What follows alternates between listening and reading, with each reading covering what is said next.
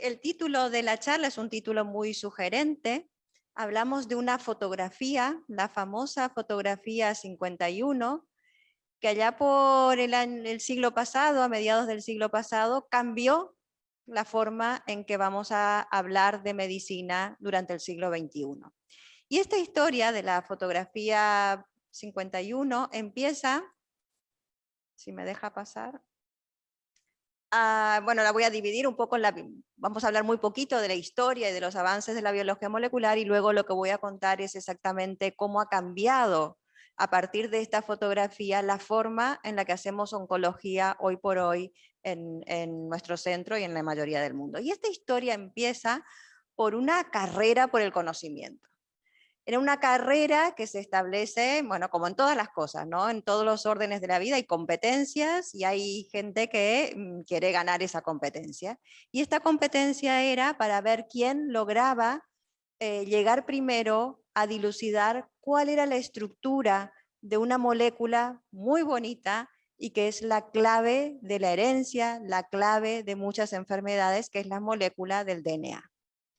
Allí por los años 50 se tenían ya mucha información acerca de los átomos que formaban parte de esta molécula, de cuáles serían las estructuras, había unos fosfatos, había unas moléculas de azúcar, había unas bases nitrogenadas, pero exactamente cómo se relacionaban estas moléculas entre sí no se conocía. Y se sabía que la clave del conocimiento de muchas enfermedades, del conocimiento de por qué somos humanos, de la diferencia entre especies, de la evolución, estaba en poder conocer esta molécula.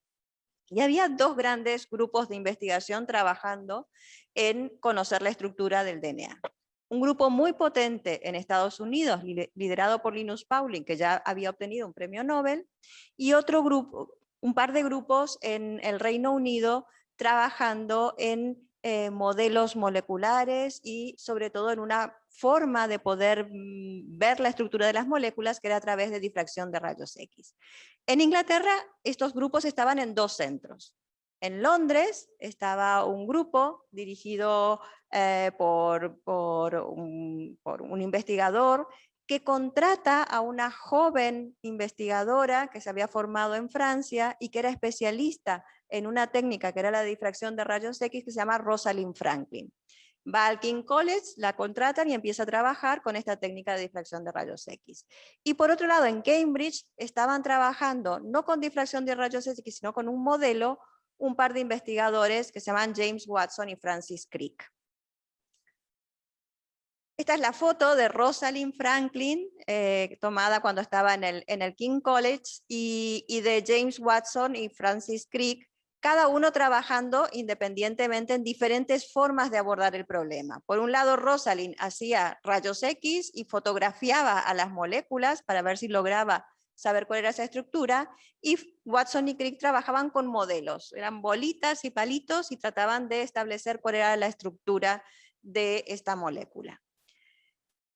Rosalind Franklin la invitan a que vaya a ver el modelo que estaban haciendo Watson y Crick, y cuando los ve le dice: este modelo no tiene buena pinta, no se corresponde con los datos que tengo yo, y ella tenía ya algunos datos de difracción de rayos X.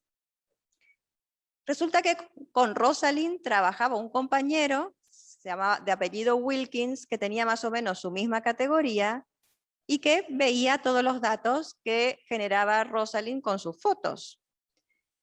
Y esta famosa fotografía, la fotografía 51, un día cuando Wilkins se reúne con Watson y Crick para hablar sobre el DNA, se lleva sin el consentimiento de Rosalind estas fotografías, se las enseña a Watson y Crick, y con esas fotografías ellos se dan cuenta de cuál era el modelo correcto de la estructura del DNA. Para hacer esta historia un poco corta y no aburrirlos, en el año 1952 se publica en una revista de muchísimo prestigio un artículo de solo 2 páginas. Esta es la primera y otra página más, firmado por James Watson y Francis Crick, donde decían que la estructura de la molécula del DNA era una doble hélice con esta forma. Mencionan muy sutilmente que algunos de los datos provenían de las fotos provistas por el grupo de Rosalind Franklin y de Maurice Wilkins, y este descubrimiento, esta publicación, les hace acreedores del premio Nobel en el año 1962. Esta es la foto de los premiados, Watson, Crick y Wilkins.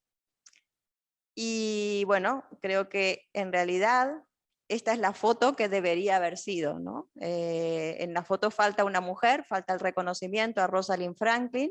Rosalind había fallecido 4 años antes de que se otorgara el premio Nobel y falleció de un cáncer de ovario, probablemente debido a la exposición que tuvo a los rayos X durante toda su carrera profesional. Hubo muchísimo debate si realmente le correspondía recibir a Rosalind Franklin el premio Nobel. Realmente su aportación al descubrimiento de la estructura del DNA ha sido una aportación muy importante, pero es cierto también que hasta los 70 no se daban premios Nobel post-mortem y tampoco se podía otorgar el premio Nobel a más de 3 investigadores en una misma categoría. Pero bueno, Rosalind Franklin fue una gran olvidada en el ambiente científico cuando se entregó este premio Nobel. ¿Y qué pasó después? Pues los avances vinieron muy rápido. Una vez que descubrimos la estructura, empezamos a desarrollar métodos para poder saber exactamente la secuencia de esas bases que forman el ADN, que se llaman adenina, timina, citosina y guanina, las 4 letras, la A, T, la C y la G, la habrán escuchado muchas veces. Empezamos a desarrollar métodos, a desarrollar técnicas para analizar esta molécula, y tan rápido iban las cosas que a principios de los 2000 ya nos animamos a secuenciar todo el genoma humano. Y en el año 2001 aparecen 2 publicaciones, una en Nature y otra en Science, donde se describe base a base cuál es la composición del genoma de un individuo adulto, humano. ¿Qué pasaba en el siglo XXI cuando se estaban haciendo estas publicaciones? Pues se estaba haciendo un avance a nivel tecnológico impresionante. Si antes leíamos una base, una A, luego viene una T, luego viene otra T, cada segundo, los avances hacían que pudiéramos medir miles de bases en un segundo y muchísimas más en poquito tiempo. Y a la vez que el coste de esas lecturas disminuyera de una forma abrumadora. Si para secuenciar un par de bases nos costaba, cuando se hizo el genoma humano, unas varias décimas de dólar, ahora secuenciamos un genoma completo por menos de $1000 o de 1000 euros. ¿Vale? Con lo cual, eso os da una dimensión de lo que ha avanzado a nivel de tecnología este campo. ¿Y qué pasaba con la medicina en esos momentos? Pues con la medicina lo que pasaba era que se reducían las incidencias de muchas enfermedades infecciosas y demás, pero veíamos que había una curva que seguía creciendo y creciendo y creciendo a lo largo de todo el siglo XX y del siglo XXI, y es la curva de la mortalidad por cáncer. Entonces, sabiendo que teníamos estas herramientas a nuestro alcance, dijimos, si se puede secuenciar el genoma de un humano, ¿por qué no empezamos a secuenciar los genomas de los tumores y empezar a conocer más en profundidad qué está pasando con el cáncer? ¿Cuáles son las alteraciones? ¿Qué cosas tienen en común? Y así se emprende en el 2000, a partir de los 2000, un gran consorcio internacional donde entre muchos países se deciden secuenciar los genomas de muchos tumores diferentes, tumores prevalentes, tumores no prevalentes, enfermedades hematológicas, leucemias, linfomas, tumores de los niños. Se secuencian muchos tumores diferentes y por primera vez empezamos a comprender qué es el cáncer, qué hay detrás de esta patología, que en realidad no es una patología, que tiene un nombre en común, pero que describe a muchas enfermedades diferentes. Y estamos hoy, 8 de junio del 2021, reunidos aquí en Valencia, en el Ateneo Mercantil, y estos son los números que quiero compartir con vosotros. Nos preocupa mucho el COVID. 3.800.000 muertes por COVID en el año 2020. Pero fíjense la cifra de abajo. 10 millones de muertes por cáncer en el mismo año. Es la primera causa de mortalidad en los países desarrollados, superando a las enfermedades cardiovasculares hoy por hoy. ¿Invertir en investigación ha servido para algo? ¿Ha cambiado algo en la historia de esta enfermedad? El que hayamos secuenciado tantos genomas y que hayamos avanzado tecnológicamente y que hayamos hecho, bueno, nos hayamos formado investigadores en esta disciplina. Y os quiero mostrar estas curvas. Estas son las curvas de la mortalidad en Estados Unidos, desde el siglo pasado hasta ahora. La verde es la curva real. La roja sería la tendencia si las cosas hubieran seguido igual a como estábamos. Y la verde es la curva real de cómo ha disminuido, o lo que le hemos ganado en muertes al cáncer, en hombres y en mujeres, a partir del año 2000, que es cuando empezamos a conocer qué había detrás de esta patología del cáncer. Y simplemente os quiero mostrar esta foto de cómo ha cambiado en pocas décadas la visión que tenemos del cáncer. Esta era la visión que teníamos de un cáncer, como por ejemplo el cáncer de pulmón, en los años 90. Todos los pacientes, aunque tuvieran diferentes colores, los veíamos como una sola cosa, como un solo grupo, cáncer de pulmón. No podíamos distinguir y a todos les dábamos el mismo tratamiento. Cuando empezamos a conocer que era necesario conocer en profundidad cada tumor de cada paciente, analizarlo y hacer un buen diagnóstico, ya pudimos distinguir diferentes grupos. Al menos mirándolos al microscopio había tumores que tenían las células más grandes y otros que tenían las células más pequeñitas. Y los dividimos en cáncer de pulmón de célula pequeña y cáncer de pulmón de célula no pequeña. Ya teníamos diferentes grupos. Y cuando fuimos conociendo más y más, éramos capaces ya de distinguir estos pacientes amarillitos que tenían una alteración, estos pacientes azulitos que tenían otra alteración, los pacientes verdes, y cada uno de ellos tenía un comportamiento diferente de su enfermedad y lo que es más importante, tenemos fármacos específicos para corregir las alteraciones de cada tumor que tiene alguna alteración de las que somos capaces de encontrar. Y por lo tanto, esto es lo que ocurre. Cuando encontramos una alteración y esa alteración tiene un fármaco, la curva de la derecha, la curva naranja, es la supervivencia de los pacientes. Los pacientes viven más cuando encontramos una alteración y le damos el fármaco específico para esa alteración. ¿Qué pasa si encontramos una alteración y no le damos el fármaco específico? Pues tenemos la curva azul oscura. Lo mismo que si no encontráramos ninguna alteración y le diéramos un tratamiento general, quimioterapia, para todos los pacientes. No aumenta supervivencia o aumenta muy poquito. ¿Vale? Por lo cual, hemos cambiado la forma de tratar el cáncer. Y hoy tenemos un nuevo paradigma, una nueva forma de abordar el tratamiento del cáncer, lo que conocemos como oncología de precisión. Encontrar una diana en cada tumor e intentar dar un fármaco específico para esa diana.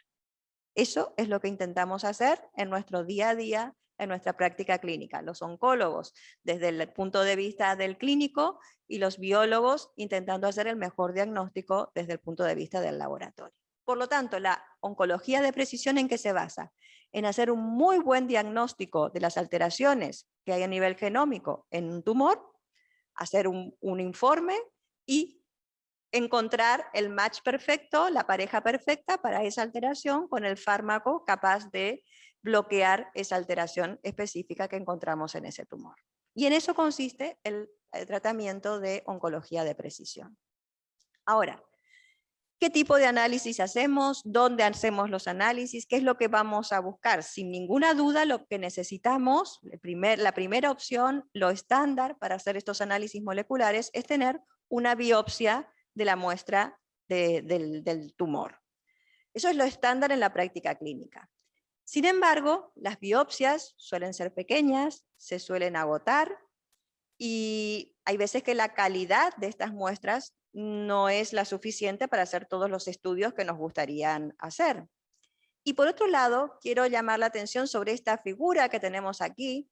Cuando tenemos un paciente con una enfermedad metastásica y tiene estas varias localizaciones, ¿no? En hígado, en pulmón, alguna aquí en colon, estamos seguros que si tomamos una biopsia, por ejemplo, de esta lesión hepática, la información que obtengamos de esta biopsia representa toda la enfermedad que tiene este paciente.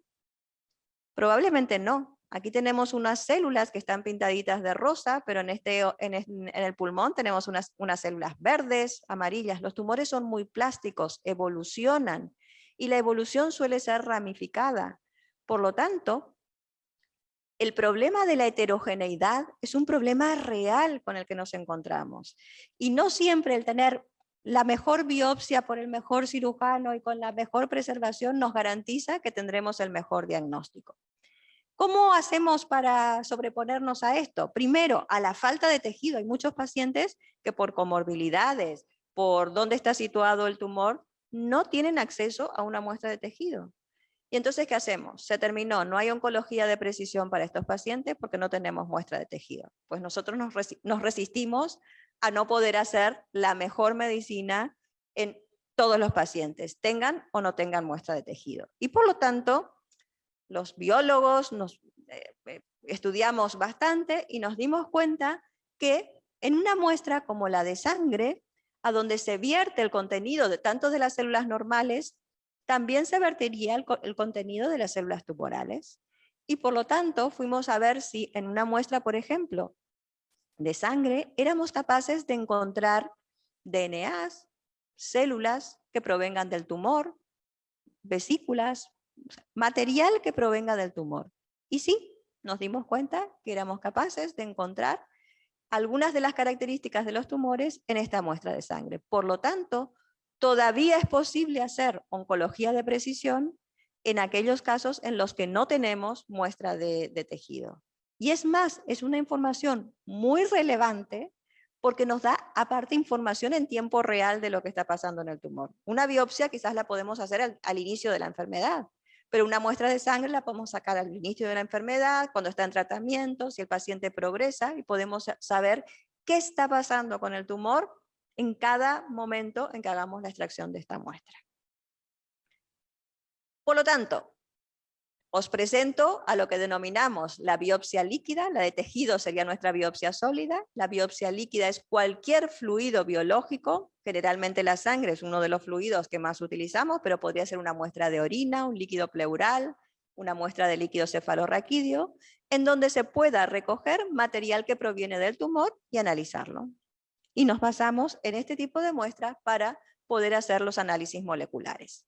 Fíjense lo que ocurre con la muestra de biopsia líquida. ¿Se acuerdan la figura que os mostré antes? Que teníamos diferentes localizaciones del tumor con células pintaditas de diferentes colores. Pues en la sangre vierten su contenido tanto las células amarillas como las moradas, las verdes, las fucsias de aquí. Recapitula mucho mejor toda la enfermedad que tiene el paciente que si hiciéramos una biopsia de solo una de estas lesiones.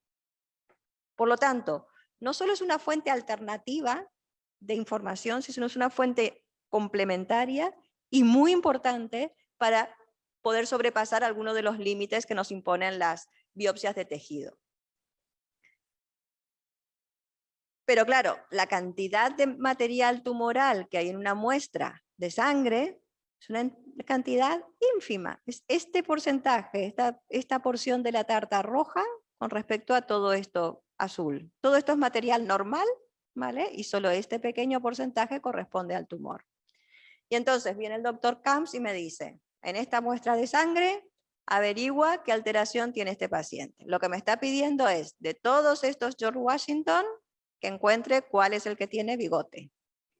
¿Vale? Hay que mirar un buen rato, hay que estudiarlo, hay que sentarse, analizar, y por ahí aparece un George Washington que tiene bigotes.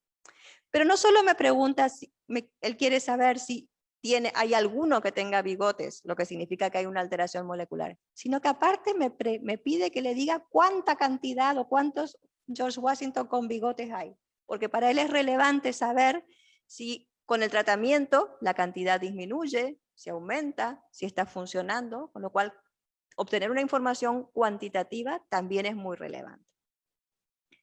Entonces viene la siguiente pregunta. ¿Cómo hacemos para hacer estas determinaciones en estas muestras? Y esto, la respuesta es de la mano de la tecnología. Tenemos tecnologías, tenemos diferentes técnicas que nos permiten responder diferentes preguntas. Tenemos técnicas que nos permiten analizar un gen, luego otro gen, luego otro gen, el que querramos buscar a ver si el paciente lo tiene alterado, pero también tenemos hoy una técnica que se denomina secuenciación de nueva generación, o por sus siglas en inglés, NGS, que nos permite no solo analizar un único gen, sino analizar todos los genes que pudieran estar alterados en un tumor a la vez. Con lo cual, en un único acto diagnóstico, yo tengo la máxima información posible de las alteraciones que podrían tener en el tumor. Y por lo tanto, cuando nos reunimos con los oncólogos, tienen la información para hacer una mejor selección del tratamiento.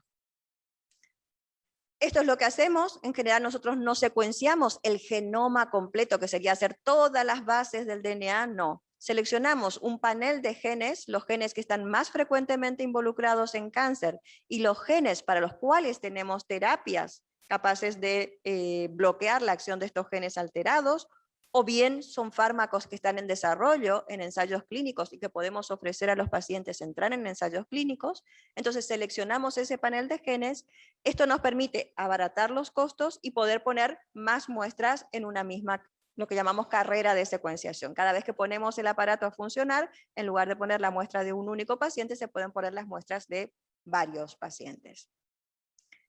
Pero claro, cada vez aparecen más fármacos, aparece ahora también la inmunoterapia, tenemos más desafíos y esto nos exige estar permanentemente actualizados y teniendo nuestra tecnología en una evolución constante. No nos quedamos contentos con tener el último aparato que ha salido para la NGS. Tenemos que tener el último aparato y prepararnos para saber manejar el aparato que va a venir dentro de unos pocos años y que va a reemplazar el que estamos usando hoy por hoy. ¿Cómo conseguimos estos retos? ¿Cómo conseguimos hacer esto realidad? Llevar a la práctica esto que os estoy contando. La forma de conseguirlo es trabajando en equipo. Nadie por sí solo puede llevar esto adelante. Ni Eloísa Cantus, ni el doctor Camps, ni de forma individual. Trabajamos en equipos multidisciplinares. Nosotros tenemos un comité que se llama el Comité Molecular de Tumores, donde se presentan los casos, se decide toda la estrategia que va a seguir ese paciente en cuanto a qué tipo de muestra se va a tomar, qué tipo de análisis vamos a hacer. Hacemos nosotros los análisis, presentamos el perfil molecular, informamos de los resultados y en forma conjunta dentro del comité se toma la decisión de qué es lo que se va a hacer con ese paciente. ¿Vale? Si tiene una terapia dirigida, si no tiene, si hay que tomar una nueva muestra, si se puede incluir en un ensayo clínico. ¿Y con el COVID nos han parado? No. Este era nuestro comité molecular previo al COVID, donde estábamos todos presenciales, y nuestro comité molecular siguió funcionando en épocas de COVID de forma virtual, pero seguíamos haciendo nuestro comité e intentando no dejar de lado, aunque la pandemia nos ha afectado en cierta medida, pero intentamos mantener una actividad asistencial mínima.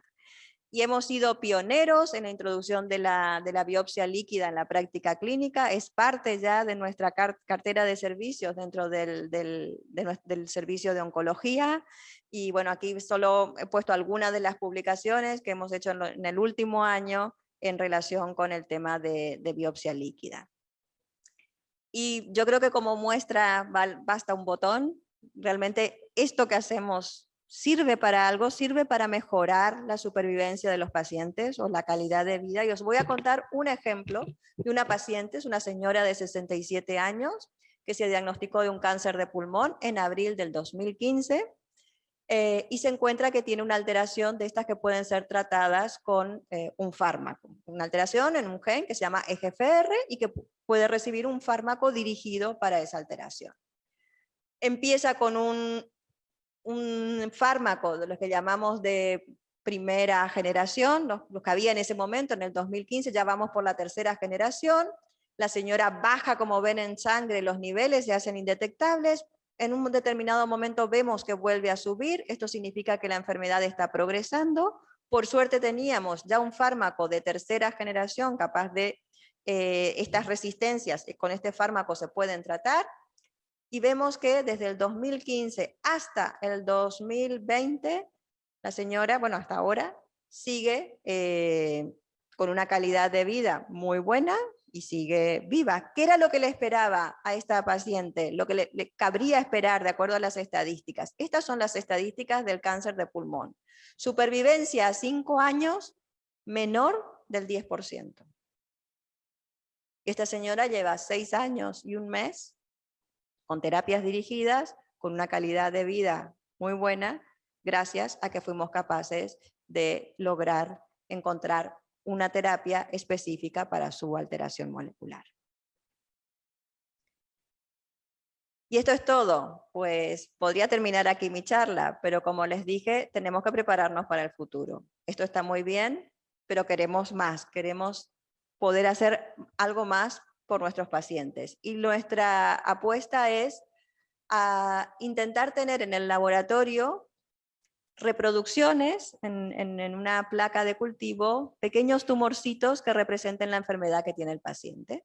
¿Vale? Entonces, a los pacientes que se operan, obtenemos una pequeña muestra de ese tumor, las ponemos en cultivo y esto es lo que vemos. Esto es una muestra de unas células que tenemos en cultivo y van a ver, fíjense estas células de la capa externa. ¿Vale? Esta es la parte externa de esta esfera, tumor esfera, como le llamamos nosotros, y fíjense cómo son capaces de crecer y de invadir lo que está alrededor. ¿Vale? Este es el comportamiento que vemos nosotros en el laboratorio de las células tumorales.